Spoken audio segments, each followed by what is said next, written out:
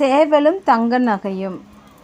ஒரு தோட்டத்தில் இருக்கிற வீட்டில் ஒரு சேவல் வாழ்ந்துட்டு இருந்துச்சு. அது தினமும் தோட்டத்தில் மேய்ஞ்சு உணவு தேடி சாப்பிடும். அப்படி சாப்பிட்றப்ப ஒரு நாள் தன்னோட எஜமானரோட தங்க கம்மல் கீழே கிடக்கிறத பார்த்துச்சு. உடனே அதை எடுத்துட்டு எஜமானர்கிட்ட கொடுக்க போச்சு. அதை பார்த்த பக்கத்து வீட்டு பொண்ணு சொல்லிச்சு, இது விலை உயர்ந்த பொருள், இதை நீ யார்கிட்ட கொடுத்தாலும் நிறைய பொண்ணு பொருளும் கொடுப்பாங்கன்னு சொல்லிச்சு. அதுக்கு அந்த சேவல் சொல்லிச்சு, உன்ன மாதிரி என்ன மாதிரி வீட்டு விலங்குகளுக்கு ஒரு முந்திரி கொட்டையும் இந்த தங்க கம்மலும் ஒன்று தான்.